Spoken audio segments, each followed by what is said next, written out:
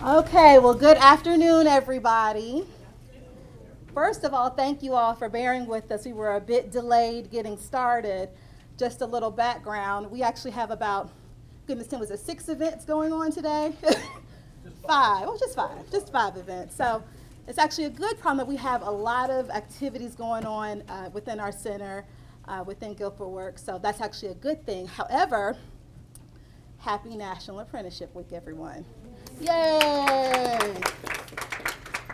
Uh, I was sharing with our marketing coordinator Tim and with our ApprenticeshipNC facilitators Tiffany and Wanda that this is actually considered our 3rd year here at Guilford Works celebrating National Apprenticeship Week. However, first few years we were in the midst of COVID, so we could not do anything in person. So anything that we've done, it's been virtual. We've had employer interest meetings, events to build on partnerships. We've utilized our social media platforms, but this was our first year that we are able to do something in person. Hey, Lori, come on in, Lori. So we're just so excited to be able to have something and to host you all in person. So first of all, thank you all for joining us. So thank you for that. A quick scan of the room. How many of you, this is your first time inside of the NC Works Career Center? Well, hey, this is not your first time. First time at NC Works? Okay, so if it's your first time, welcome to NC Works. Thank you. If we're able to, we'll be able to show you around in our facility. We provide wraparound services for career seekers as well as employers. So we're housed right here in Greensboro. We also have a center in the High Point area. So welcome if it's your first time here. Just a little brief overview about why this week is special.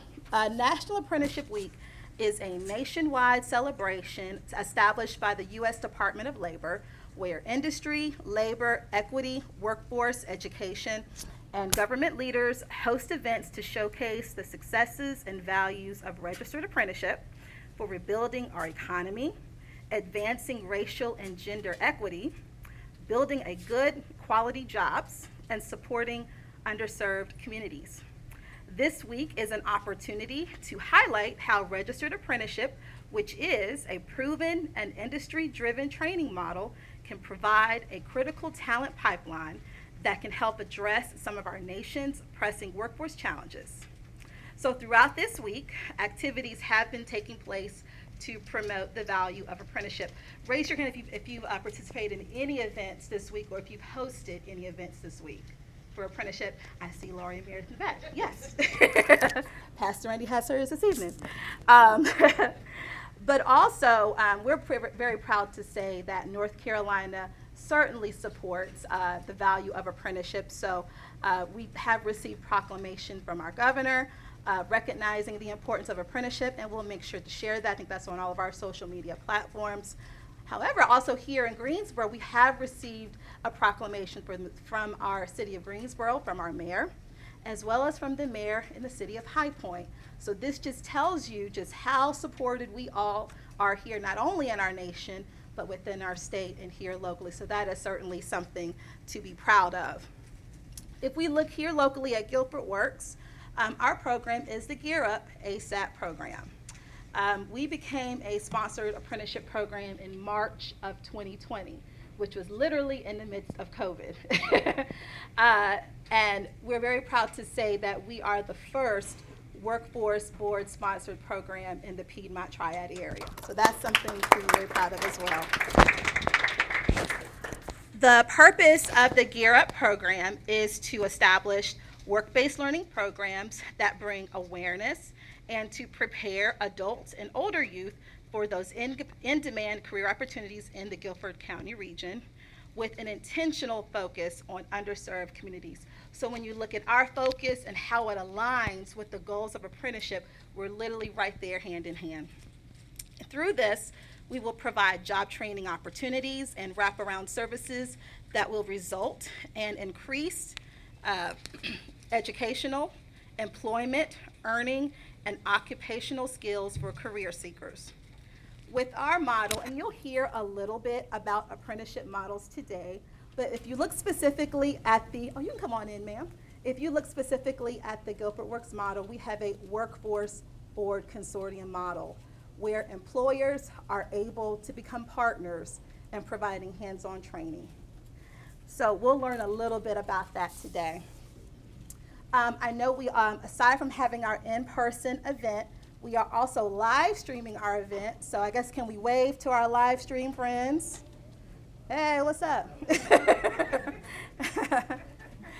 So not only we'll be doing our discussions, our questions here in person, but if we do have any questions from our live stream audience, we want to hear from those as well. So that's great to hear. So we do have your lunch, so it's good you have your lunch. Got a little something to eat. Thanks to Jimmy John's for that. What we're going to now do is do an introduction of our Gear Up panel. So I'll let them introduce themselves individually. However, I wanted to share just our connection with them. One thing we can say about GearUpWorks is that we certainly could not do this without strong partnerships. But when we think about the first immediate organization, we have to highlight ApprenticeshipNC. ApprenticeshipNC is from the North Carolina Community College Systems, administers and monitors any and all registered apprenticeship programs here in the state of North Carolina. And we certainly could not do this without the support of ApprenticeshipNC. They keep us in line.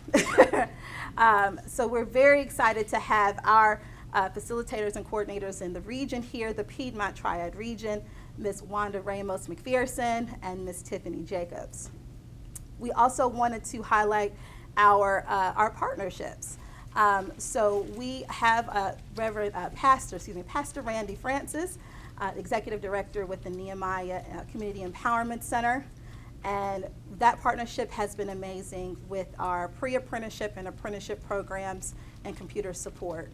She's been an amazing partner, and with us today, she has brought along 2 of her participants with her that we are currently sponsoring. We have one of our pre-apprentices, which is Tyler. Tyler, wave your hand. And we have our apprentice Jason Blockham, who is the apprentice. We also have Mr. Kevin Robinson, who is not only a board member with GearUpWorks, but he is also the president of our Triad Enterprises, who is a partner with the Gear Up program, and they oversee our cybersecurity, pre-apprenticeship, and apprenticeship program. This is Kevin. So we're very excited to have this panel that will be able to not only educate you on apprenticeship, but they'll talk a little bit about what their model is. We'll be able to hear a lot from our pre-apprentices, apprentices on how their experience has been so far. And also use this time for you to ask any and all these questions that you might have, because we know you're probably here because you're interested in some sort of way and you want to know how can you connect. Am I right? Okay. So what we'll do, we have some questions here and we have some focus areas. I think I put my questions over here.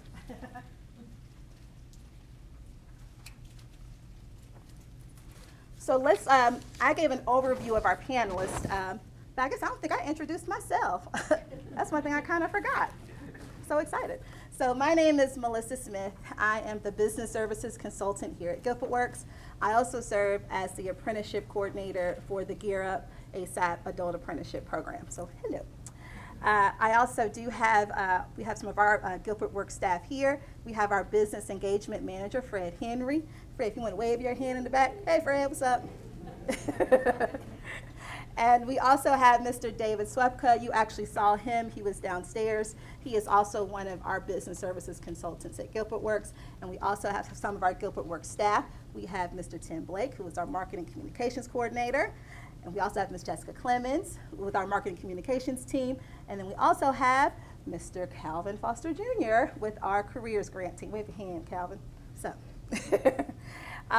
so we're really excited to have you all here. So let's learn a bit about our panels before we really dive into those questions. So we shared who you are, but can you tell us about what drew you to apprenticeship? So I'll start with Wanda on the end. What drew you to apprenticeship? So your question is a little bit different. Okay. It is. Well, you know, I wanted to share that my background has been in IT for many, many years. And I was sharing with our apprentices from help desk all the way up to director level. And I decided along the way to make a change to education. And what I found a common across my career was teaching and educating folks. And I really was drawn to that. And I was fortunate to get a job with the community college and with the North Carolina System Office. I've been there for 12 years. I was director for customized training, again, training and educating businesses. And then the apprenticeship opportunity came up. And the apprenticeship opportunity really is along those lines, training, getting folks together, serving the community, and that's what I enjoy. I think for me,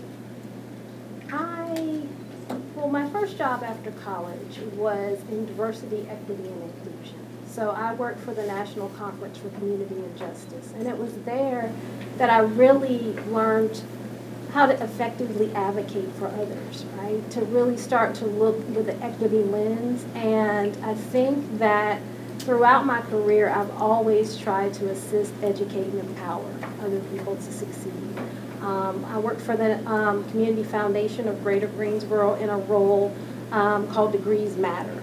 And with that, it was adults who had stopped out that had some college but had not graduated and gotten their degree because life happens.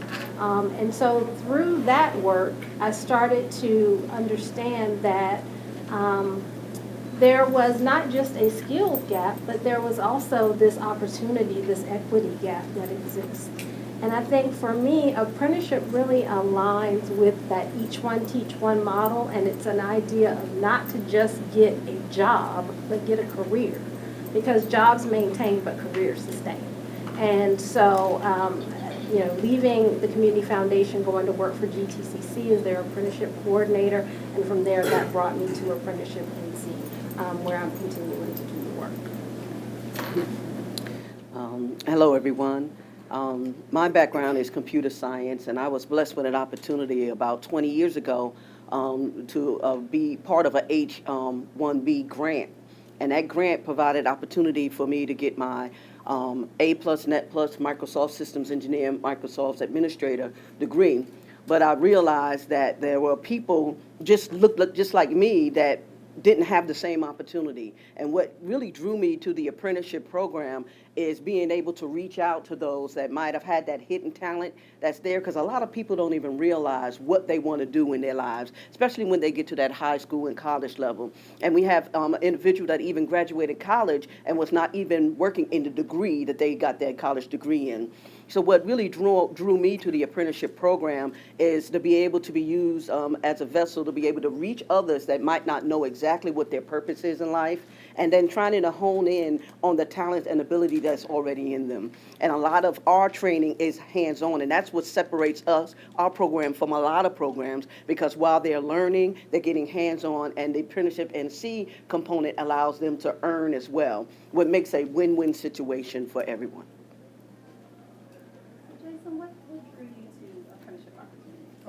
Like she said, my name is Jason Block. What drew me is I was, like she said, in that middle area. I didn't know what I wanted to do, but I knew I love IT and I wanted to get into IT. So my friend Andre, he introduced me to Pastor Randy, and she got me into like the apprenticeship program. So the learning while you earn is what I really enjoy. Like I get to learn IT, learn server deployment, learn different things while I actually earn money as well. So that's really what introduced me to, or drew me to, the apprenticeship. Hey everybody, my name is Tyler Williams, and what drew me to the apprenticeship was last year I was working a job that I didn't enjoy. So I was trying to just gain more knowledge in a different field that I could make more money in. So I was talking to Jason and Andre. They were telling me about an opportunity that they had, and I just got on board with them, and it's been a go since then. Hi, my name's Kevin Robinson. I'm with our triad. And what started our journey was we declared we were going to build a cloud army. So I've worked in IT for many decades, most recently with cloud computing, which is a phenomenon that's growing at a rapid pace.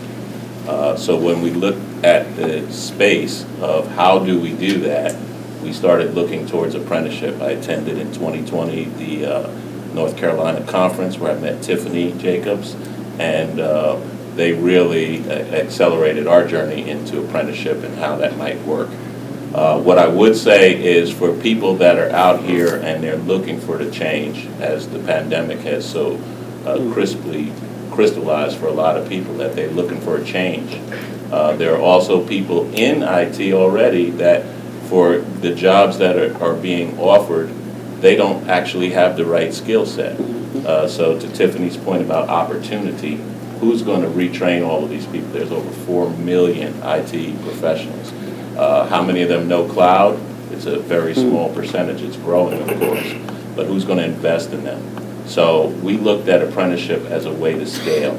And we're looking at career pathways in multiple dimensions on how do you scale to meet in cybersecurity. There are over 500,000 openings right now in the United States.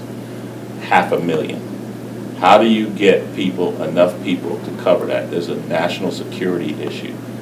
We're being attacked constantly. And by the way, our adversaries are paying people daily to hack and come in and attack our country.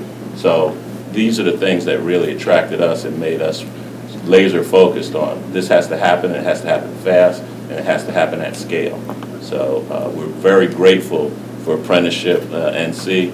We've had a platform and they've given us the opportunity to come to their conference and speak about it and talk about we need to scale this because it's not a skills gap. Everybody that can learn, and we need to get them enrolled and allow them the opportunity to use their skills and their learning to advance their own career and create greater economic mobility. That's a good point. That kind of leads us to our next kind of focus area about addressing how did we get here? What were some of those challenges and barriers? So let's open it up to our panelists. What, for you, for example, for Tiffany and Wanda, what are some of the challenges that you're hearing from industry which would be a great example of, I think this might be a good fit for you in building a program? I know that when we were out visiting with business and industry, and you hear this as well, and you know, being an employer, is the difficulty of finding the skilled labor. And so that's one of the challenges we hear daily. And the way we can approach that is not so much as a challenge, but maybe an opportunity to look at diversing your workforce. You know, what other candidates are out there that are willing to learn, that are teachable, that you can train in that particular job. And they can include veterans. They can include those individuals that are re-entry, individuals with disabilities, of course, and then you have high school and community colleges.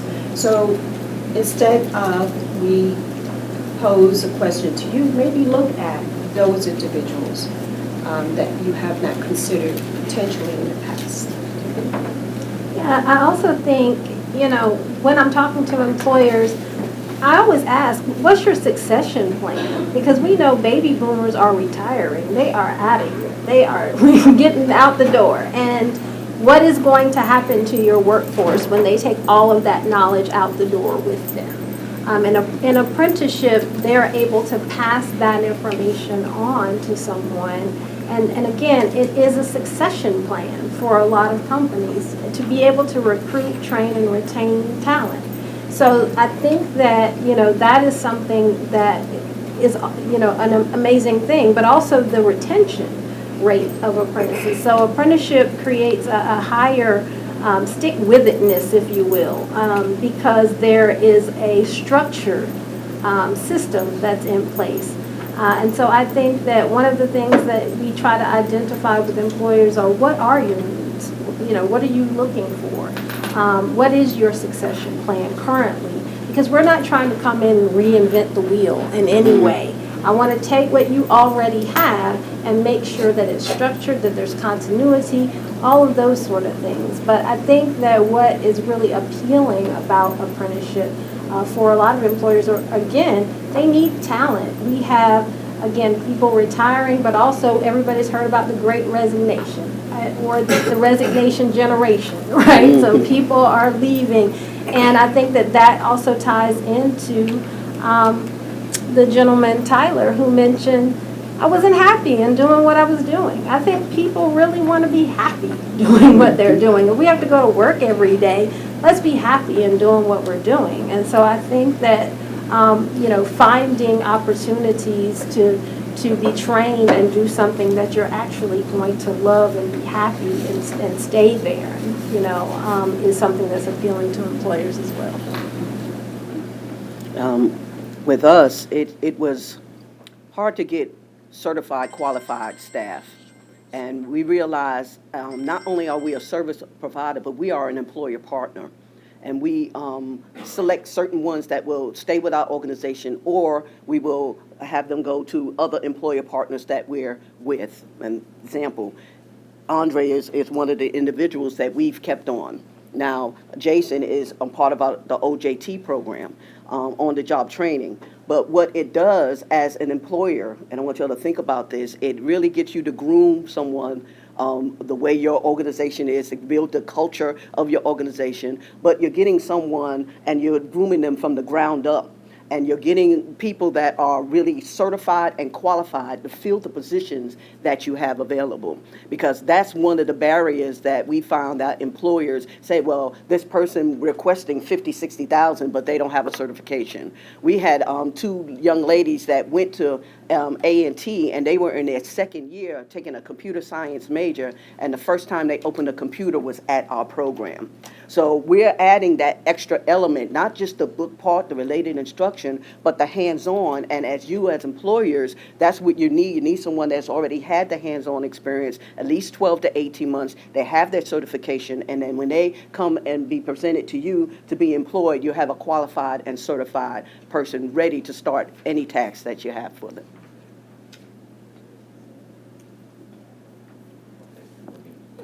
Yeah, so as a small business owner, I can tell you, I agree with every single point that was made. As well, you know, dollars are tight, right? We can't just do random work. We have a limited staff. So these constraints in small businesses really make a difference.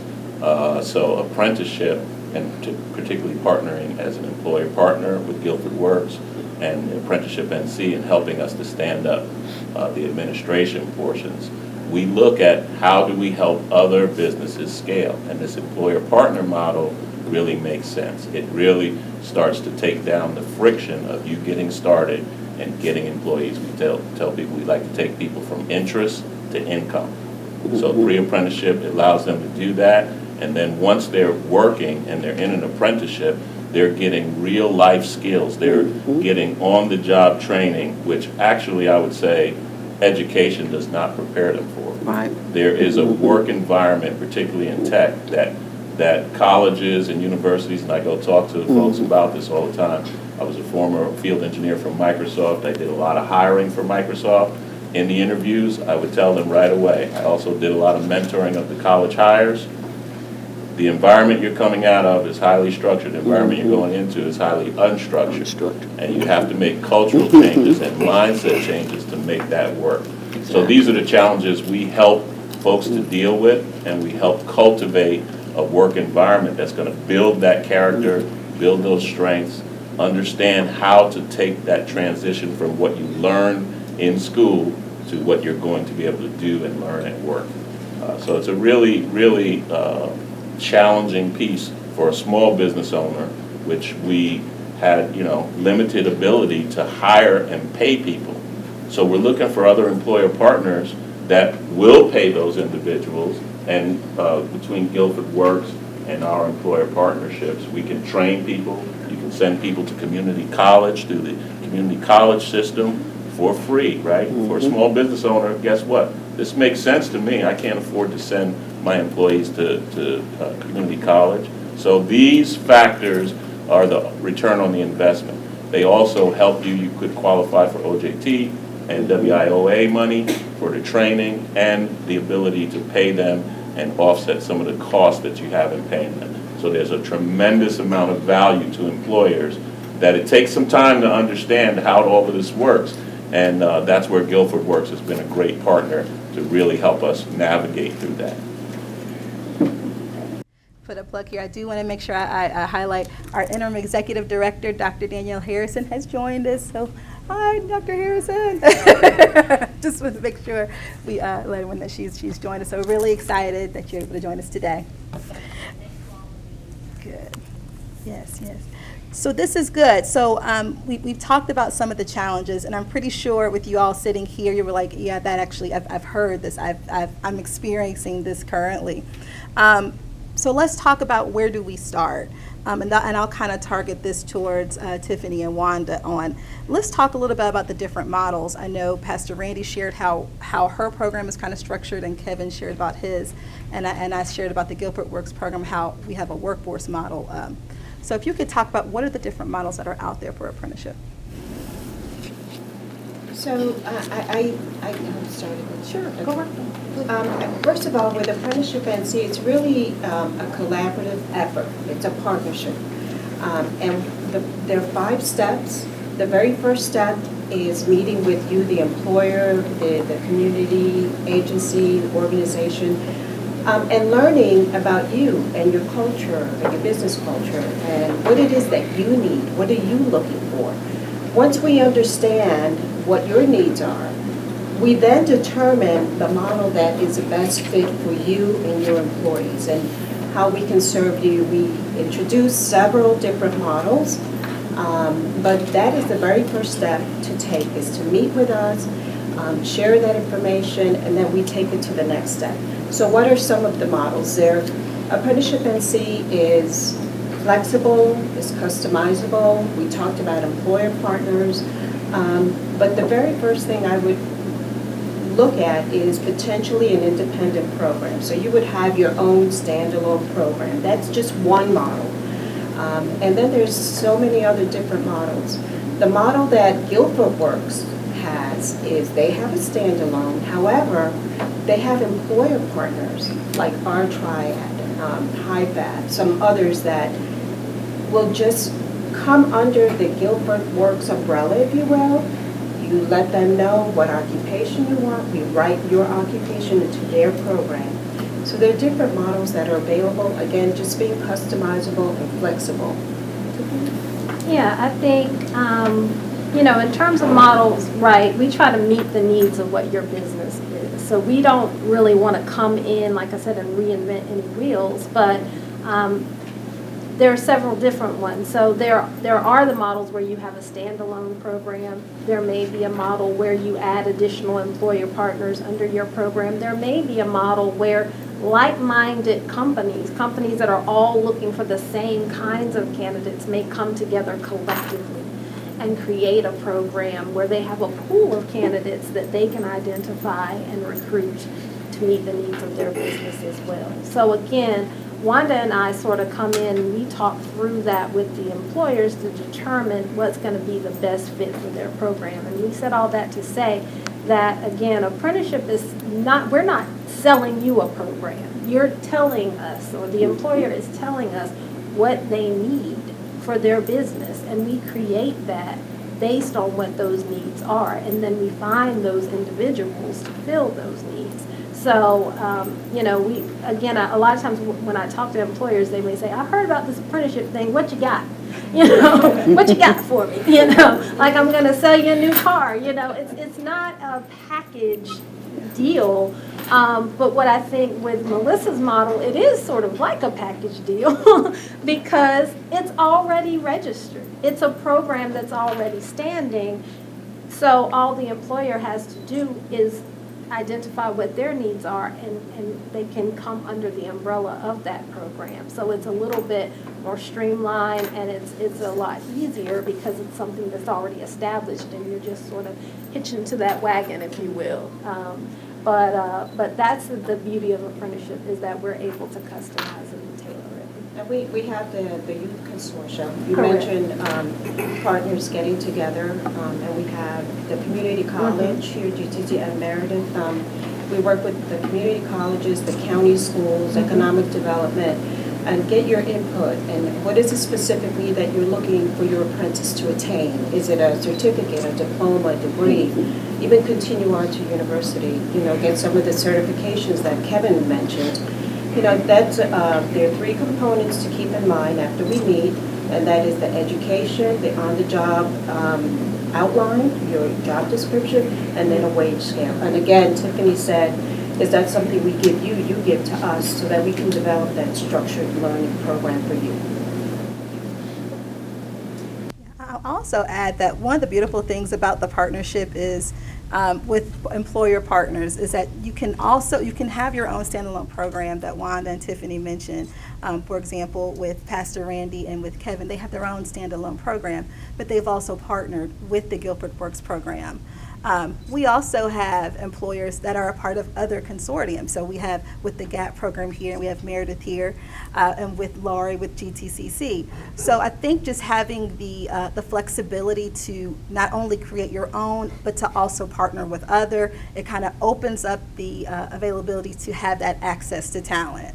So I think that's the beautiful thing about apprenticeship. Not one model is the top model. You have the ability to build and create partnerships multiple times over. So that's a good thing. Yeah, please do. Yeah. So one of the things we talk a lot with employers about is stop thinking about positions and think about pipeline. Yes. So if we shift from we just want to find the talent, guess what? We're all fishing in the same pond. Yes. Talent's dry. So who's going to build the talent that's not there today? And that comes from pipeline thinking. And so we really want to shift our thinking towards building pipelines. And how do we do that? So we've got innovative programs in pre-apprenticeship with Guilford Works. We're developing a pool of candidates to then select from to get into apprenticeship. And then from there, as employees, into employers. So think about pipeline and how that works. And so it's been 3 years in working.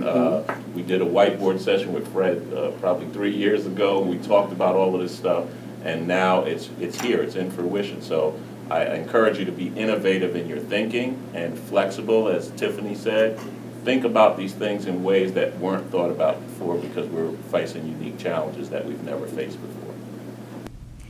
Good. So let's still focus on like where do we start. So if this is for Tiffany and Wanda, if we see there is an employer that's wanting to take that first step, what type of information will they need to have prior to meeting with you? Well, I think, Wanda laid out, and just for the benefit of the group, what separates a registered apprenticeship program? A lot of times you may have heard apprenticeship, internship, work-based learning, all of those kind of get mixed in interchangeably. But with an apprenticeship program, you're never going to find an unpaid apprenticeship program because apprentices are employees. They actually work for the company. So there's always going to be a wage attached. So there's always going to be a wage scale. There's related instruction or the educational part of it, and then there's the hands-on training. And so one of the things that we ask of the employer is identify, again, what are all of those tasks, all of the things that you need that individual to do, and lay that out in a structured form, a checklist, if you will, because with apprenticeship, all of the work is overseen by a mentor, right? So it's very transparent, it's laid out, and so when we meet with an employer, we ask them, you tell us, what do you need? What do you need that individual to do? Because what separates an apprentice from just hiring someone off the street is, again, you are building that kind of person like Kevin alluded to, specifically to meet the needs of your business. So I may be able to hire this person, but I'm going to have to retrain them to do it the way that we do it here at our company. And so therefore, we need that structured checklist from that individual. So we ask them that they put that together, that they identify some of those hard to fill positions that they need someone for. And again, we work through and help them, sort of build their program from scratch. But, we're leaning on them to get a lot of that information. What do you need from that person education-wise? Do you want that person to get a diploma or a certificate or a degree?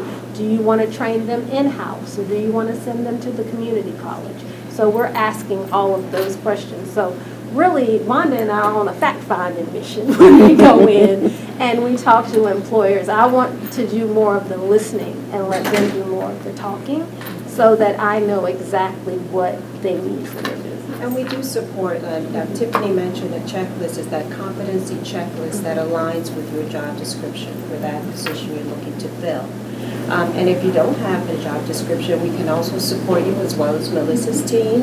If you're not sure about the wage scale, we can also point you to a website, or again, check with Melissa, she can help us. So between all of us, we can definitely be there to support you all the way through developing your program. So I'm going to jump to, I know Kevin had talked about developing those talent pipelines. Let's talk about that for a little, because we do have some community partners here with us today. So building equitable talent pipelines has been a need amongst industry. Can you tell us how pre-apprenticeships and apprenticeships, how those types of opportunities can address this challenge? You can take that. So this is really, I think, a community challenge. We're partnering because it's bigger than any one of us. So we're really developing different ways to approach it. We're finding different funding sources, and we're looking for others that are willing to get on board with the agenda of we're getting people from interest to income. We're going to get them into careers. We're going to get them through understanding what opportunities are there for them. There's a lot in technology. I mean, there are a lot of opportunities. So zooming in, we use IT fundamentals as one of the courses from CompTIA to really help them identify what areas of interest they have. So this is really important. We look at also building up that person to have the confidence to go in there, take exams, interview, go in and do the job. Confidence is key in being successful. So all of this pipeline building becomes really important. When we talked with Tiffany and Wanda early on, we also wanted to encourage certain behaviors. So within our triad, our program, you're actually rewarded with a raise, a wage increase, each time you achieve one of the 3 certifications that we're looking for you to get in the program. So it's a way to really reinforce behavior changes to make sure people are focused on getting credentials, making sure they're really pushing their way to where they're going to be successful in their career, because the learning doesn't stop once you get the job. You have to continually grow, and we're hoping that people in seeing careers are looking at what's the next step, what's the next opportunity. So we call it scaffolding your career. So in building pipelines, we're looking at the scaffolds. We also partnered with Guilford Works Next Gen, as well as Campus Greensboro, and doing internships in our business.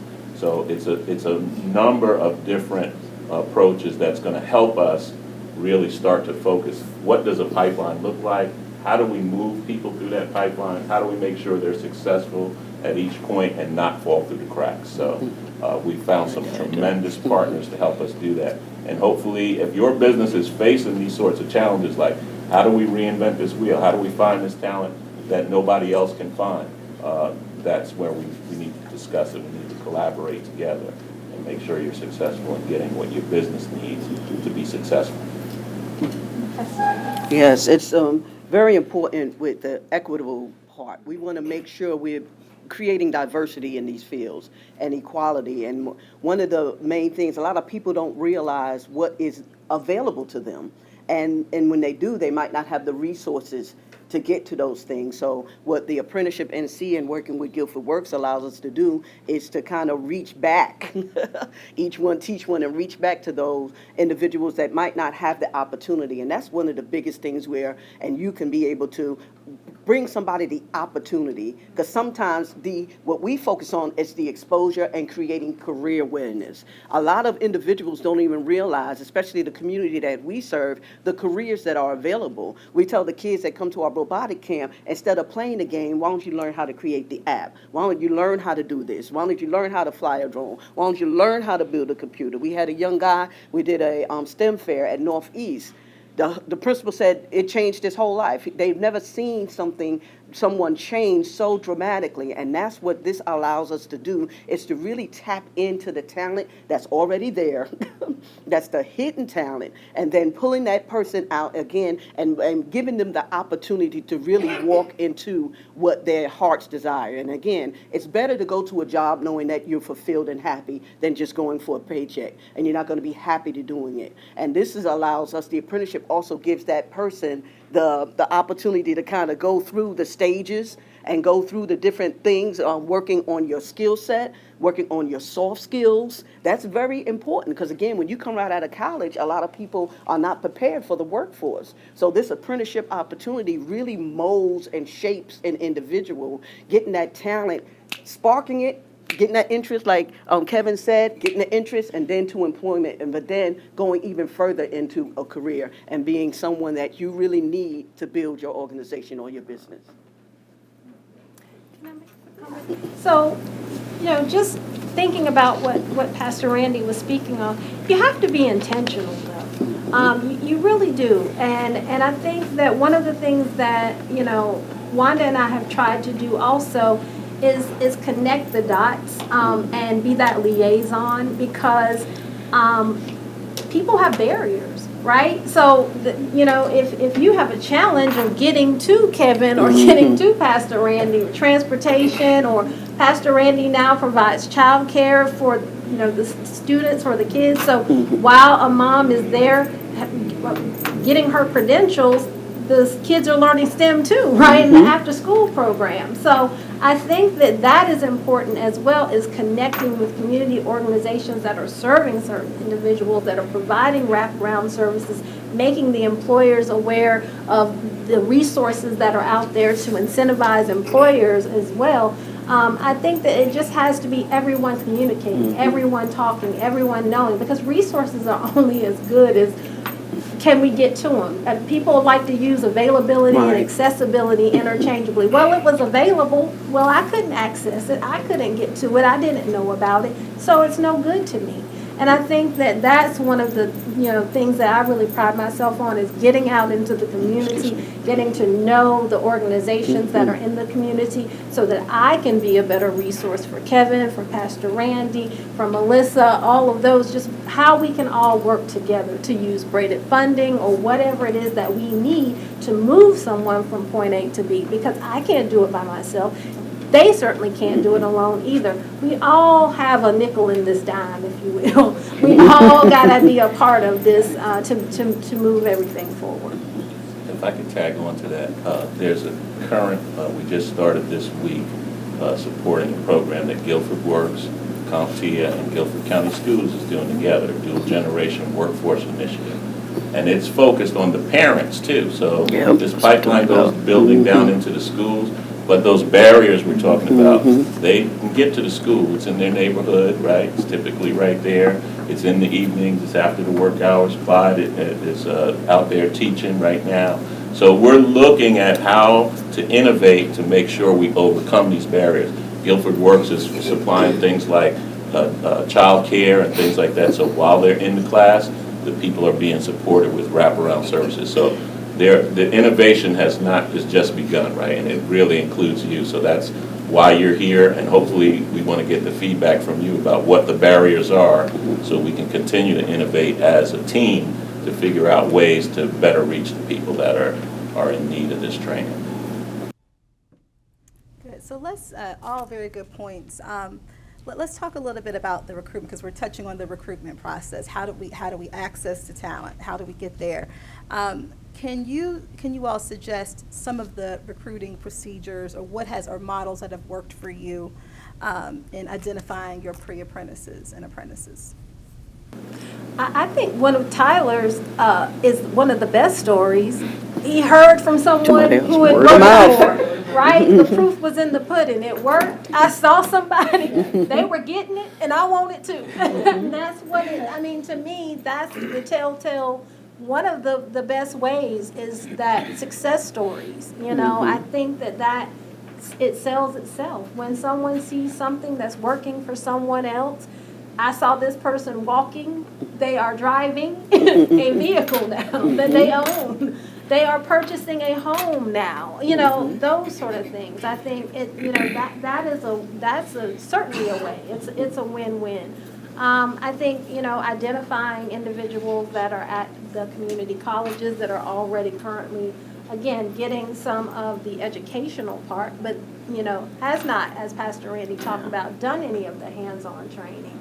The high schools, all over. Career seekers that are here, I think that there are many places to recruit from. But just to hear from the apprentice and the pre-apprentice, I would like to kind of hear from you. What really solidified it for you that it was the right thing?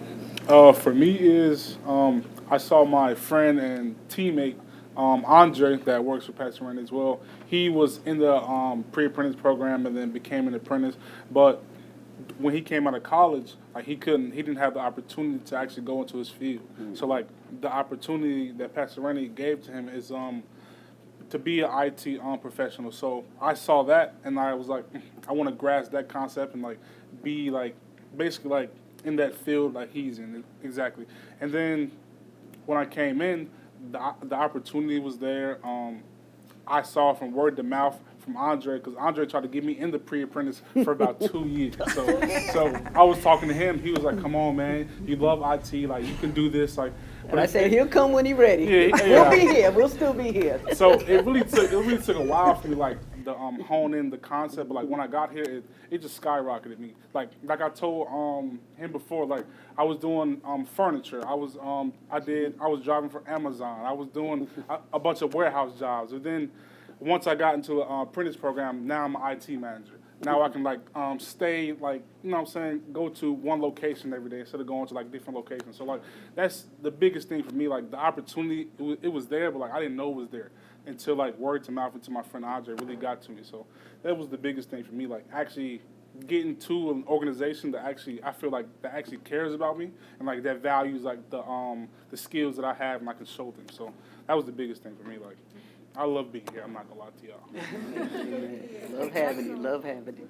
Well, that tells me that representation matters, Mm-hmm. right? If I can see it, I can be it. Yeah, that's what I was going to say. And I think that is one of the key components as well, is seeing that reflected in someone who looks like you and someone that I know, and it happened for them and it can happen for me as well. It makes it real, and I think that's a big component as well. Tyler? What solidified it for me was just the opportunity to gain more knowledge, having the opportunity to get a certification and take a test that costs like $200 without the program, and being able to do that, being able to learn more and then get the certification, that's what really solidified it for me. Yeah, I'd like to jump in on this because this is one of the biggest barriers. Our target market is, again, blacks, women, Latinx, so underrepresented communities. And that confidence that we talked about in those communities, it's not well known. It's not well believed by people like these young gentlemen here that I can actually do this. I could actually get into this. I'm always surprised when we offer all of these things through our partners like Guilford Works that it's so hard to find candidates, right? But there are barriers, right? These are real barriers, and we have to find out what they are to make sure that we're building this pipeline. Selfishly, we're building talent we want to hire, right? So we're using the apprenticeship and pre-apprenticeship to pull apprentices and employees and help them as contractors. So with the program we're talking about here, the dual generation, we're helping CompTIA serve instructors here from pre-apprentices that went through our program. We have a post that we just did on social with Adrian Long. One of our pre-apprentices is now working for Wells Fargo. And so it's really a matter of making sure that that visibility is there for the potential candidates, that they know this is possible. So we're posting a lot. We're calling it Real People, Real Tech, Real Talk. You'll see it on our social platforms as well. People speaking in their own voices, because these voices are the ones that are going to attract the folks that don't believe they could actually do it. That's right. I wanted to also, and I already talked to her prior to, with Laurie from GTCC, the apprenticeship coordinator. Can you share with us, because the GTCC is also one of our partners as well, about what does your recruitment process look like for identifying potential apprentices for employers? Focuses on high school students, but I also work with a lot of independent companies that just come to us and have, specific needs for training. They work with ApprenticeshipNC to set up a program, and then we all work together to get that going. But then I'm, in on the whole related instruction part. So, it could be anything from continuing ed programs that are available that are shorter term trainings. It could be curriculum-based programs that are certificates, that are diplomas, that are degree programs. It really just depends on what the company's needs are for their training. One thing to note is that in the curriculum programs, even if somebody starts in a short-term certificate, which could be like a 5 or 6 class program, those are what are part of what's called a stackable credential. So it's not one and done. Somebody comes in and takes 5 or 6 classes, say in mechatronics, the foundations of mechatronics, and all those classes then roll up into the diploma program, which is, maybe 45 to 48 credits. And again, then all of that rolls up into the 2-year degree. So somebody doesn't have to bite off, if you will, a whole 2-year degree, which may seem very daunting at the beginning. They can start kind of with a baseline of a foundational certificate and build from there as their desire for more, or the company's desire for them to know more, shows itself. So that's kind of it. Thank you. So it's good that we're kind of getting an idea of what works and kind of what makes these pipelines make them equitable. Let's talk about that. We kind of touched on a little bit in our conversations on what are some of the benefits and some of the incentives, and we'll talk about a little bit about what Gilbert Works, how we're able to incentivize our employers. But I'll kick off with Tiffany. What are some of the benefits to employers that are looking to collaborate? Well, absolutely. I think that, again, there's a return on the investment. And we talked about also the retention rate, increasing that and creating that talent pipeline, that workforce solution. But at ApprenticeshipNC, we now have funding to incentivize employers as well, which is music to everybody's ears, right? People want to hear that. Where's the money? Where's the funding?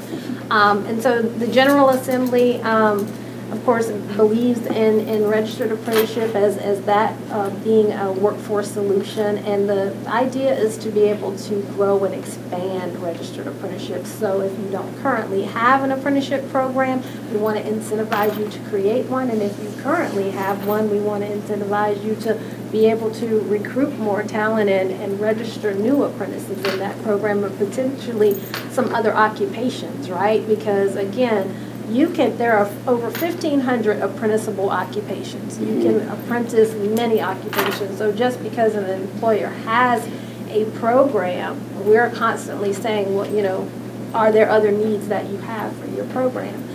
So through that General Assembly funding for small businesses with less than 500 employees that are in Tier 1 or Tier 2 counties, and all of the counties that we cover, with the exception of one in the Piedmont Triad region, are eligible to receive funding.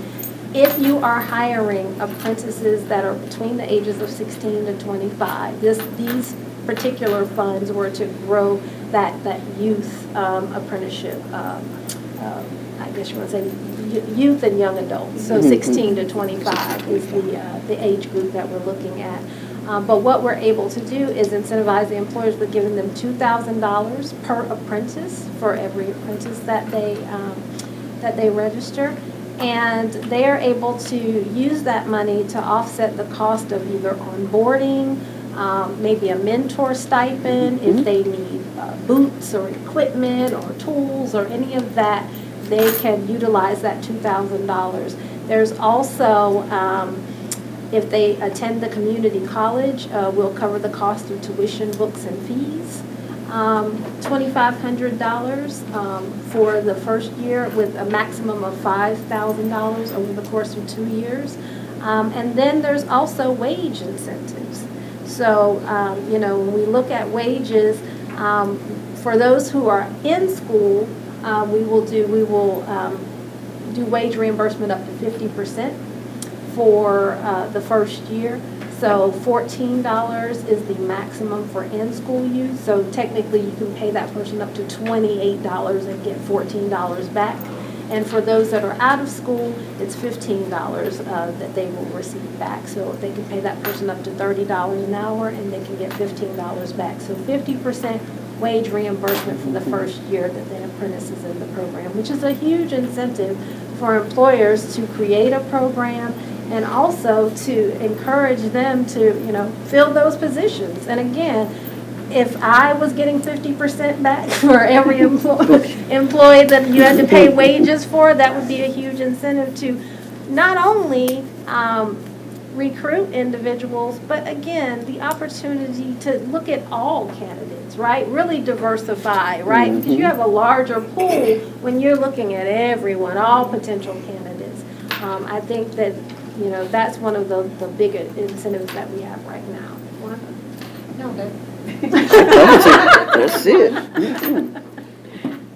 I'll also pop in here with and I'll loop the financial streams with that too. So Tiffany had shared about the opportunities through ApprenticeshipNC. However, under the Gilbert Works program, we are able to incentivize employers as also our participants. So with our employers, we are utilizing programs that have been already established through WIOA.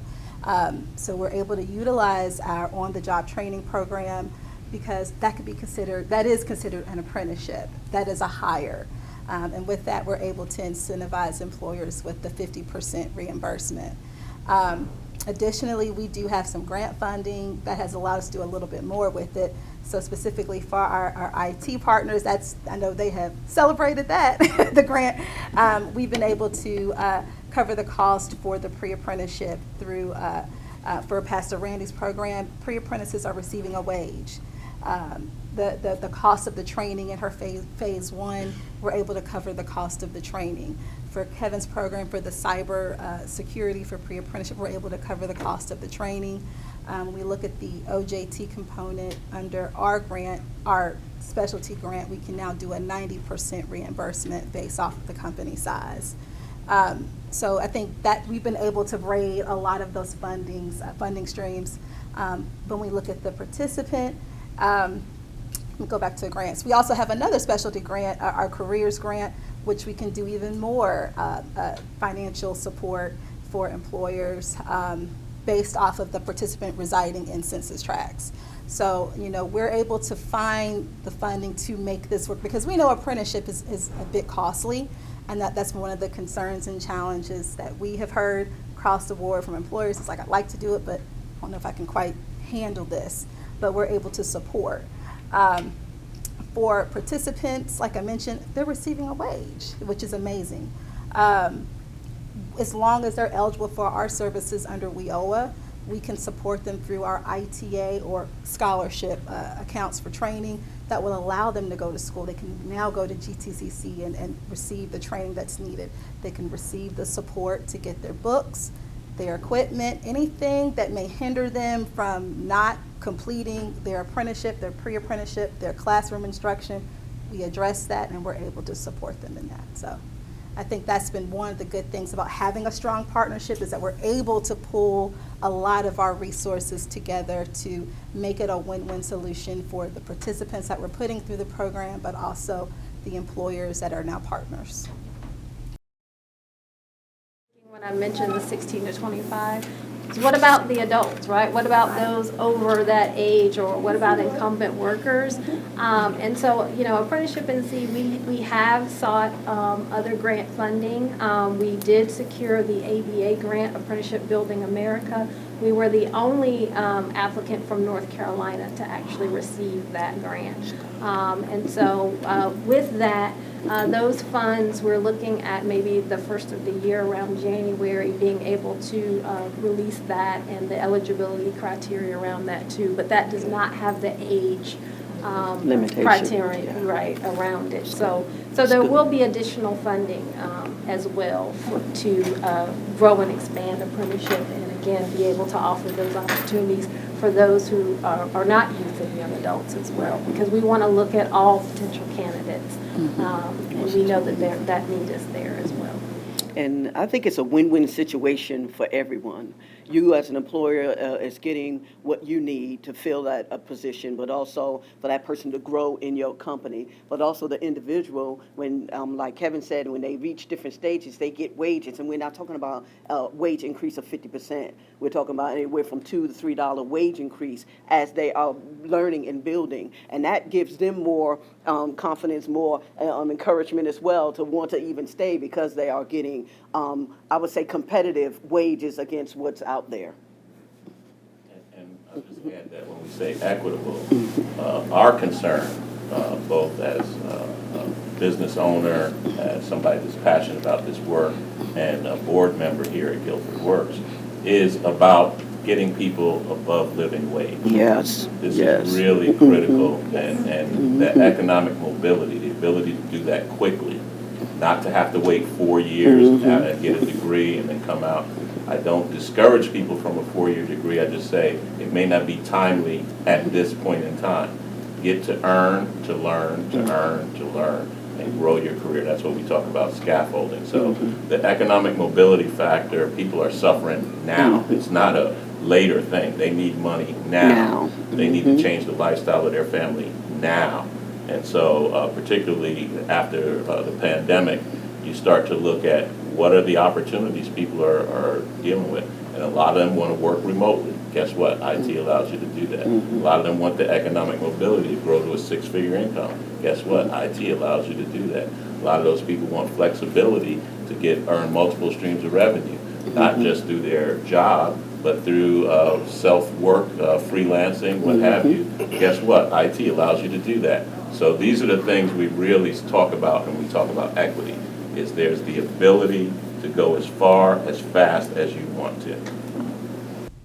I wanted to also highlight on Tyler and Jason, what have been the benefits for you throughout your training? The big benefit for me is like he said, like not waiting the 4 years to actually like get that wage that's like you want. You know what I mean? So like I was making like a little bit over minimum wage, but like now I'm making like well over minimum wage and like a competitive rate in this field that I want to be in. So like, and actually learning. So like I love learning. So like I get to learn while like I earn. So like I get to do an actual CompTIA certification while I'm learning. So like that's a big thing for me, because like say I want to go somewhere else. You know what I'm saying? Say I want to expand and like do my actually like career like. My career goal, you know what I'm saying? I'll have that experience and the actual like certification or the degree I will need to actually like go and do that job to like the best of my capabilities. So that's a great part and a great benefit for me. Yeah, I'm really in the same, so exactly what Jason was saying. That's really a good benefit, being able to get paid and then be able to learn and get that certification. That's a huge benefit for me. And also, even though we're highlighting, with our partnership with IT, under the GearUp program, we actually have other industries that are identified under the GearUp program. So we have been able to see the same type of return on investment in our tracks in the skilled trades. We have pre-apprenticeships with the forge maker space. We have apprenticeships with employer partners in advanced manufacturing. Under our welding track, we have same type of return on investment with our furniture tracks. So we want to make sure that we are creating the same type of model to meet the needs of industry in all of these in-demand careers in the Guilford County area. That's the goal of our program. So, you're hearing a lot about IT because IT is hot, I'll tell you that. But just know that with other industries, we're seeing the same type of results. So, I don't want employers that might be here like, well, what about my industry? The same thing can happen with your industry too in creating this model and creating this partnership. So would like to highlight one thing. Yes. Is that no matter what employee, what kind of business you're in, technology is going to enable your business. Yes. So you may not be in that line of business, but just know that you need technical talent to help enable your business. And I would just mention also that My Future NC is an organization that's really focused on helping North Carolinians get higher credentials, quality credentials, and they're trying to help 2 million North Carolinians before 2040. So we're very vested in that and helping people get the certification. And one of the benefits that Melissa failed to mention is, you know, some of these certifications cost you $300 to take the test. We cover that, right? So that's really important to know from the perspective of somebody that's looking at getting in career to get that first exam free of charge and be able to walk away with a quality credential. That's really removing barriers and create less friction for people to get in career. And speaking of credentials, everyone that completes as a registered apprentice receives both their state and federal journey worker credential. So that is from the U.S. Department of Labor, and it's recognized in all 50 states. So again, as Tyler talked about, or I'm sorry, maybe it was Jason who said, you know, they may eventually want to leave. He's young, you know, and he may decide that, you know, I've done everything I can do for you. Yes. Randy, I appreciate the opportunity, but I'm moving to Colorado or wherever he's going, and where we would love to retain that talent and keep him here in North Carolina. Spread his wings. You know, again, you know, we recognize that, and we want you to be able to take those skills, and again, not just get a job, but have a career wherever you go. An apprenticeship is able to do that, and the Journey Worker credential writes its own ticket. Anyone who's applying for a job and they have a Journey Worker credential, the employer knows that that is someone who has had both the hands-on experience and the related instruction to go along with it, and that they, you know, are a qualified candidate. So can I address the elephant in the room? Sure. I really want people to be clear about this because I did a lot of work for Microsoft hiring and working with young people. The average retention for an IT professional is between 18 and 24 months. Average. So just know the world you're living in now, young people are going to move. They're going, they're predicted to have up to 17 positions in 7 different careers. So think about that. That's the environment we're operating in. So I wanted that, and that's a really good point. It's reality. We'd love to retain them here in North Carolina. Let's talk about looking forward. What are, and I'll start with Pastor Randy. What are some of the long-term goals that you see for your program? Tiffany's always asking, what are you going to add? Trying to really get a grasp on what we're doing well. One of the long-term goals is to kind of go more probably into the software development side and expanding in that area. I know how critical that is and where we're at. I don't want to reinvent the wheel, so anyone who goes to cybersecurity, they're going over to our triad. I don't, you know, and it's enough for all of us to get a piece of the pie. So, you know, I try to look for opportunities that are not being addressed. So I think software development might be one of the areas that go more into the programming arena for those individuals who do mobile development or app development and things of that nature. It's expanding that way. We've just this evening have our apprenticeship, Women in Apprenticeship celebration, and we've been focusing on women in STEM. And we have a phenomenal Women in STEM program this evening at our facility, and it's really focusing on women. So I want to, again, start really focusing on that subset, because a lot of women don't feel that they're able to do IT or cybersecurity or robotics engineering. like I think it was Kevin said, there's over 4 million jobs in IT, but it's even more in robotic engineering and things of that nature, and there's not enough minorities or women in those fields. So I want to kind of hone in a little bit more and focus more on women in IT, and again, addressing the barriers, childcare and transportation. So now we're offering that in-house for those that have children, that they can come to class still and still learn and get their certification and get the work experience that is needed. So I think those will be the main ones that we will really hone into. So I'd like to tag on to what Pastor Randy's talking about. Our long-term goal is really to expand into more occupations. We've partnered now with CompTIA. We're a CompTIA delivery partner. We're working with their apprenticeships for tech that offers 5 additional tracks. There's enough room for all of us, Pastor Randy. That's 500,000 Yes. cybersecurity jobs, so we need all the help we can get. There's also the capabilities that we're doing even out of state. We're working with universities out of state where we're looking at partners that actually are paying the wages of the employer, but we're producing the software development environment for them to get hands-on experiences, project work-based learning, and things of that nature. So there's a lot of experimentation going on right now, a lot of innovation, and a lot of funds that are coming down to support these activities. So we'll be reaching out to many of you to make sure that you're both aware of these, as well as that you're a partner in innovating with us, right? We need ideas. We need ways to think about how do we get more people through these pipelines. So I wanted to also bring in our participants here. What are your career goals?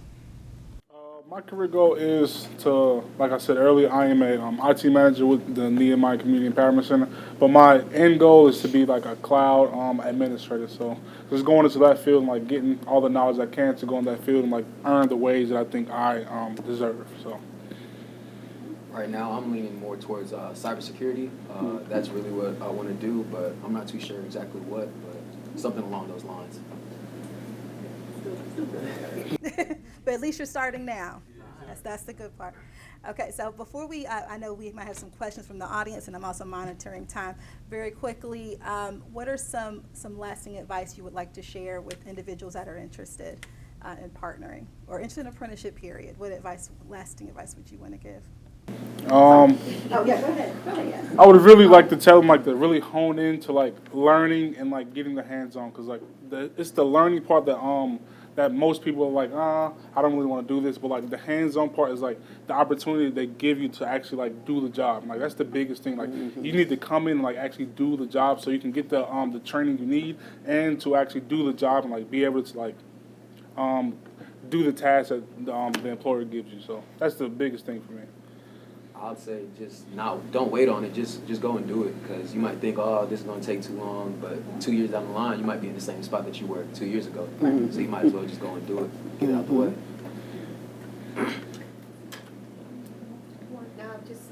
Now is a good time. Funding is available. It's a great benefit right there. So, you're taking the first step by being here. So, thank you. Yeah, I would say you really need to look at what you bring to the equation. It's not for everybody. Let's just be upfront about that, right? But let's also say the quicker you find out whether it's for you or not for you, the better off you're going to be. So these are low friction entry points to learn. Is it something I'd be interested in doing? Could it change my actual lifestyle? Zero costs, just some of your time and your energy and your focus. I'd say that's a great proposition to get started. And as employers, you're opening doors for people, giving others an opportunity that maybe you all might not have had, or people that you might have family members. And that's what's big to me. I like seeing others being successful and giving them that opportunity to grow and to be the person they was created to be. And that you have the opportunity to really open up some doors for some people that may have given up or feel that there's no hope. It blessed my heart when somebody said to me, "You're giving us hope." And that's what you can do. You can give people hope and a chance. And sometimes people need that second chance. And you now could take advantage of an opportunity to get someone trained and skilled and educated and change the whole trajectory of their life, but also it's to change their financial situation for their household. You know, I was telling this gentleman here yesterday, it's one thing to be the first, right? I was the first to graduate, or I'm the first to do this or that. I think the most important thing is to not be the last, to not be the last to do it, right? So in many people's families, they may be the first or first generation or the first one of their friends to do this, but don't be the last one, right? So to bring someone else along, I think is huge. To open someone up through career exploration to an opportunity that they didn't even know existed. Many of these careers, people don't know what they do. They hear the term machinist, they don't know what a machinist does, or, you know, just different, you know, careers that are out there that exist, that there's a need for. And how do you know that that's not your thing if you don't even know what it is, you know? And there are new careers that are actually being born every day. You know, there are things that emerged from COVID, right? Needs that emerged from COVID, career opportunities that we didn't even necessarily know that we needed that. And so I think that that is the biggest thing, the biggest takeaway for me is just exposure. Exposure is huge. Exposing people to new opportunities, new ideas, and then creating, again, that pipeline to be able to get them there, to fill those needs that already exist, but to give someone a pathway. And it's, you know, it's lucrative, but it's also hopeful. You know, it gives hope to a lot of individuals. Awesome. Well, we want to extend any questions that you all may have for our guests that are joining us, for our audience. So do you have any questions? And I was going to say, do you still want them to come up here, Sterling, or they're fine? Okay. So if you do have any questions, just raise your hand. And okay, Mr. Carter, I'll start with you. I'm the vet rep here at NC Works Career Center, and I've heard everybody, all the employees and everything, talk about a pipeline. Veteran organizations, military transitioning, veterans coming out, it's a great pipeline for these apprenticeship programs and things of that nature. My question is, are you guys reaching out, or how do we reach out to our veteran population to get to that point? And before you answer the question, we also talked about barriers. One of the things I'm running into when I talk to these employers about hiring our veterans is the barrier of not understanding the military language. You're afraid of reaching out to a veteran because you don't understand where they're coming from. So let's get over that barrier. First of all, if you ever need anything to talk about military terms or anything of that nature, reach out to me or any other veteran organization. I have a lot of veterans going to these employees, but I want to be in IT or cybersecurity or whatever the case may be. They apply, and they never hear anything back from them. And then once I reach out to an employer, I didn't understand what was on their resume, or I didn't understand what they were looking for or what their needs were. So we need to get over. That's one of the barriers that I'm looking at, trying to extinguish, whatever the case may be. But one of the biggest pipelines we as an employer is our veteran population. A couple of things I had wrote down because I'm listening and taking notes. Bear with me here. And where does a veteran start at? We always talk about where the employer started with this program. How does a veteran start out this way? Because anything we do in the military, we can do in civilian work. The only thing is we don't get the certifications. We got IT in the military all day long, cybersecurity all day long, machining, manufacturing in the military all day long, but we don't have the certifications once we get out of the military. Right. And I think that's one of the other things to be addressed. I'll take that number one. Okay. Okay. Call me. All right, that's how we start. Some of our senior leaders, our actual mentors in cybersecurity, are all veterans. So, that is true. The language translates. When I work with Microsoft, the other thing is clearances translate for employers that are looking for people with clearances, that need clearances to be able to do the work that they do in their businesses. That's a huge benefit. And the gap between the language they use and how they talk to employers, we can help you solve that. So definitely connect. If I could add, ApprenticeshipNC has a consultant in Fort Bragg. And you can correct me, but I believe there are about 800 a year that make the transition from military to, you know, civilian life, if you will. And so, 30,000 a day transitioning out of the military. how many? 30,000 a day transitioning out of the military. Oh, okay, my number is off.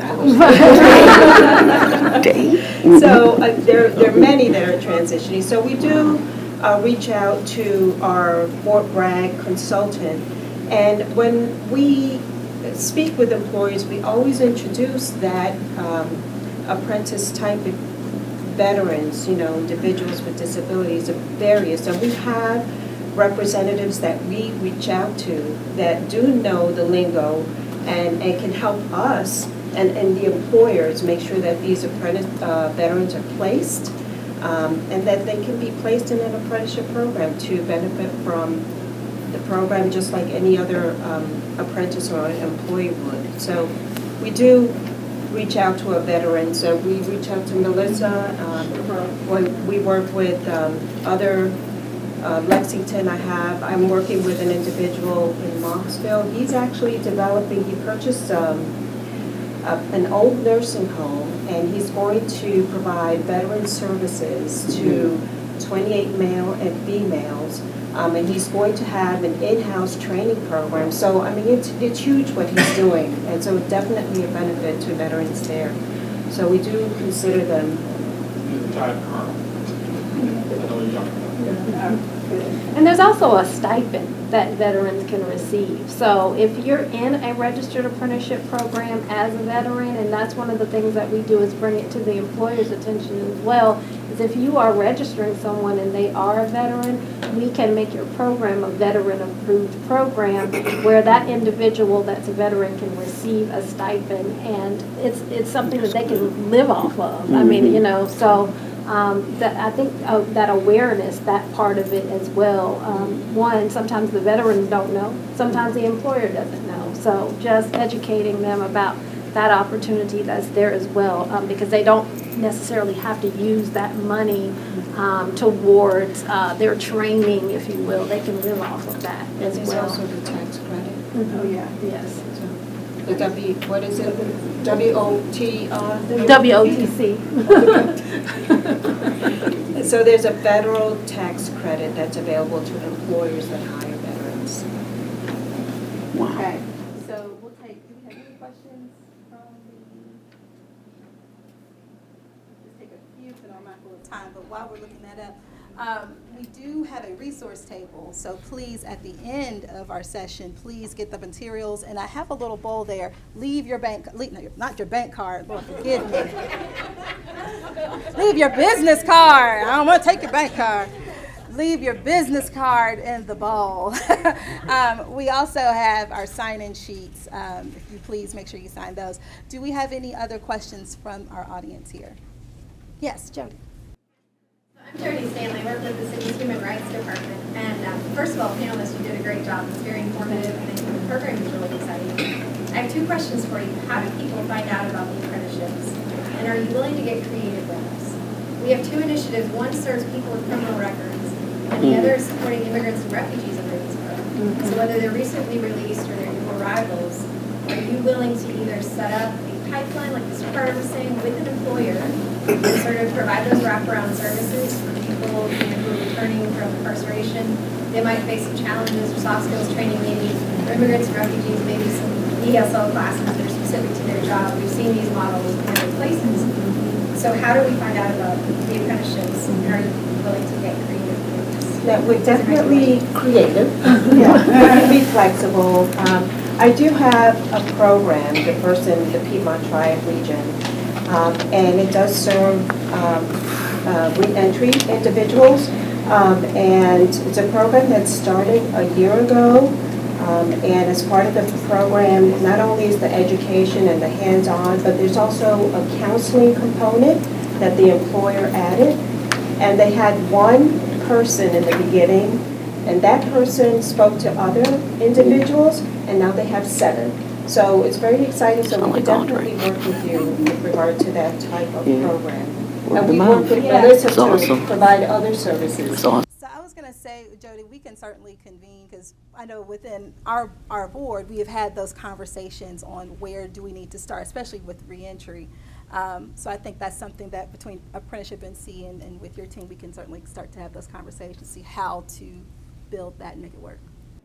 But I'm sorry, can I just make one quick comment? I'm sorry. Yeah, no, but I want to say that I'm willing. I mean, I want to. I'm trying to, that is the reason, my sole purpose for trying to get out into the community is to find inclusive partners, you know, that are willing to do that, or they're willing to hire.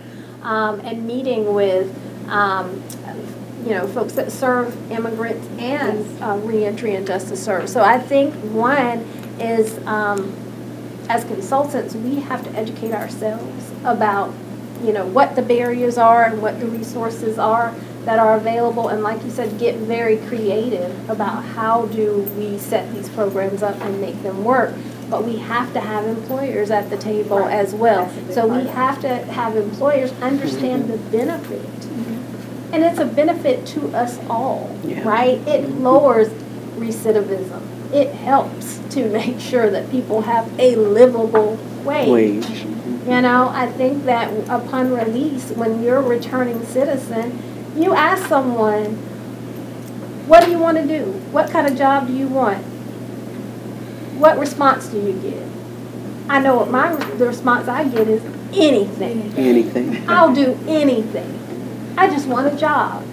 And I think that, again, in many cases, when you connect that person, and again, give them hope, you're able to inspire them, you're able to give them some sort of career exploration, to be able to try. I like working with people know what they like to do or what they're good at, right? I like working with my hands, or I like doing this, or I like troubleshooting or problem solving, which are all those things that Kevin needs. He needs people that know how to do those sort of things, but they may not think that this is a career pathway for me. This is something that I can even do, or who's going to hire me to do this?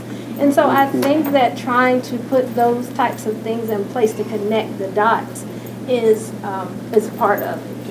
I'm sorry, I think I'm cutting you off. What was the rest of your question? No. Yeah, you took me, you were inspiring. The last, I'm taking that over. No, but Mike, 1 out of every 10 residents that live in Greensboro are immigrants or refugees. Right. They may speak a language other than English, but many of them are bilingual. Right now, they're being shuttled, many of the refugees especially, are being shuttled to Mount Airy Farms, which is over an hour away. It's a chicken processing plant. And they're getting carpal tunnel syndrome, and they're all that travel time. They're raising families, right? We're missing out on that. Those employees here in Guilford County. We can employ them right here. That Mount Airy Farms has gone to the extent of hiring a recruitment person to recruit specifically refugees. That's how beneficial it is to them. They have a separate position now just for recruiting refugees. And I'm like, looking at a business perspective, we're missing out. The opportunity. Take advantage of the opportunity. People to tap into, but I feel like they're forgotten. We're not moving in the same circles. So I just want to put them out in the space and let you know, we're willing to make those connections. We certainly Yeah, very much so. I think we have to be better stewards of the resources that we have. And again, it comes from having more discussions like this. Again, Wanda and I, we cover 11 counties in the Piedmont Triad region. But within that, we do our best to know and understand where the people are, what those opportunities are. And again, for our end of it, we work with employers, right? That is our job, is to build these programs, stand them up, and create the employment opportunity, if you will. And then we have to rely on our partners to find the people to fill those needs. But again, it does mean that we have to all be talking. We have to have those conversations.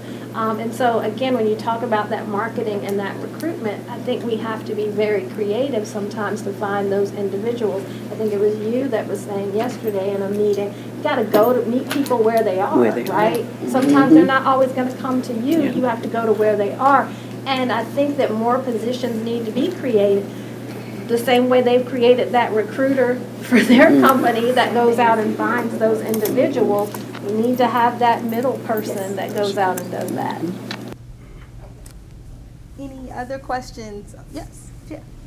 So I had the pleasure of meeting Ms. Tiffany yesterday, and so I work for Job Corps, the #1 vocational program in the United States for the youth. And so it's my job, we send the kids on centers, we have 4 in North Carolina, to get trained up in high-skilled trade areas. So for example, welding, electrical, plumbing, HVAC, whatever it is. When they leave center, it's my job to get them employed in their area of study, right? And so a lot of those professions require them to be under a licensed individual for 2 years to meet the state requirements. And I really want to get that pipeline together for myself, especially bricklaying, welding, and electrical. And I wish that it was a way that we could simplify a lot of things. A lot of things with NC Works, we got a great amount of things going on. But people don't come here. First, they're ashamed to ask for help. And I deal with the youth, and I also assist adults as well. And then when they do speak to someone, you give them lingo to them that's jargon when you need to meet them where they are. And every meeting I go, I keep hearing that we have the resources and the funding. One of the biggest problems that I face every day, transportation is a barrier. Transportation. And I tell my supervisor, she said right here, it's my job to get these kids off of the couches and employed and all that stuff. And then when I'm calling students or I have to do a home visit and they tell me, you want me to work? I don't even have food in my house. You telling me I need to get on the bus to go here and there. Hey man, I can't do it. And so it blows my mind every time I go and I see all of the funding. The application alone makes people don't even want to apply. When a lot of it can be simplified. And I get it. It's documentation, all of that. But there's ways that we could go about it, not making people feel uncomfortable. Like you want to know, what you been doing? If I help you pay your rent this month, how do I know I'm going to pay it next month? Do you have this? Like we need to do all of that. And that's just my point. I'm sorry. Jeff is very No, that's passionate fine. about He should be. and the youth population, which is our future. They have a whole lot of barriers. And to get them motivated, and they have a whole lot of financial barriers as well as psychological barriers because of the climate they're in. And then it's like, I think it's Tyler? Jason. Jason was saying that first he kept, we have a lot of youth that say, no, I don't want to come, it's not for me, not for me. But they're missing out on a lot of opportunities. So we have to encourage them that this is a great opportunity for you. Right. If you just only just give it a try. Give it a chance. Yeah, give it a try. So, and I think we're building a platform. We just have to continue to keep educating, keep doing like Tiffany says, get out there and informing all of our youth as well as the older population that these opportunities are out here. And just so that they can be aware and take full advantage of it. I like what you said about seeing it from their perspective. So this Saturday, if anybody's interested, at Windsor Center, we're going to have a youth summit. We're very interested in hearing their voice and understanding it from their perspective because as the chair of the Emerging Workforce Committee, this is critical to our mission. Make sure we meet them where they're at. So I hear your voice loud and clear. And I got students on my caseload, they will not call me on the phone. They say, the best way to reach me is Facebook Messenger. The best way to reach me is Snapchat. The best way, I just need to pull up on them and just go to their house. But I've learned what I need to be doing. And I think from a management, like when managers and you get together, you should have people that's on the front line to be able to tell you, hey, look, what you guys were proposing, it's not going to work. It's not going to work. My students believe smoking marijuana is like smoking a cigarette. I educate them on it's against the law. 9 out of 10 of them are going to smoke marijuana. What can I do to combat that, you know? And so that's what we're going on with our youth. The youth, they feel entitled and they want it instantly. And so I do the best I can to help them. And I'm hard on them. I'm being honest with y'all, especially the men. I see them in the street with their pants off their behind. I'm telling them to pull his pants. I don't know about everybody else, but I am.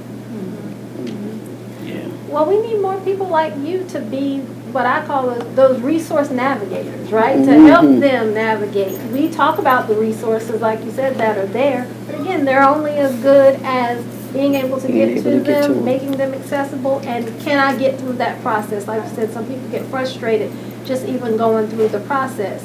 And so I think that, you know, having people like you, I mean, you know, I always say when I look at someone else and say, who can do this work? Well, let me look in the mirror. It's got to be me first. I mean, you know, you have to start with you, and that's why I always put the onus on myself when I talk about getting out there and connecting with individuals. I'm challenging myself to do that as well, because again, I can't rely on everyone, but I know it takes more than me as well too, right? And so I have to start doing what I can do within, you know, what I leverage the opportunities and resources that I have, but using people like yourself to leverage that as well. What you were talking about, explaining what you're already doing, is already apprenticeship. You know, the programs that you have in place is already apprenticeship. And in many cases, employers are already doing it. It's just not structured and it's not registered. They just don't realize that that's what it is. And you can yield bigger and more, you know, better outcomes if you work with us to partner to get it structured in some way. So that again, upon completion, we know where they're going. We know what's going to happen, you know. So what this is teaching me is that the conversation needs to continue. So this was awesome. I do want to first applaud our panelists. So let's please give them a rousing round of applause. And just know that we will have more conversations such as this because it's needed. Especially we have not only employers here, but we have community partners that are here, because there are ways that we can start to collaborate and bring our minds and our resources together to start building on our programs that we have. So it just means that the conversation and the action needs to start happening now. So that's just really good. Few things before we close out. I know we went slightly over, but I look at it as a good problem. We do have our resource table. ApprenticeshipNC has so gladly left a good amount of information for you all that are interested in learning more on those next steps, those in-demand occupations. So there's quite a bit of information over there. Gear Up Guilford. So I know I put it on your agenda, but I want you to remember GearUpGuilford.org. That is our website. GearUpGuilford.org. That is our website for our adult apprenticeship program. That will allow you to learn more about our program, the benefits and incentives to our employers, our participants such as Tyler and Jason, as well as for our educational and training providers. There is a place for everyone on that website. There's also an area where you can say, I want to learn more. How can I partner? That's actually on the website. So please, GearUpGuilford.org, check us out there. I should have everyone's email address, but you will be receiving a follow-up email from me, of course, thanking you all for joining us. But let's getting this started. Let's getting the conversation started. Let's getting the next steps on building this program, building and creating this partnership, tapping into your talent. How can we work together? So you will be receiving within the next day or so an email from me on those next steps. So just be on the lookout. Like I mentioned earlier, I have the bowl here. Please leave your business card so we can keep in contact with you all. Tim, Jessica, did I leave out anything? Because I'll hear. Okay. Fred, did you have anything to share? For this initiative, and Jody, City, I think the knowledge Jody here, she's with Human Relations with the Yes. City of Greensboro.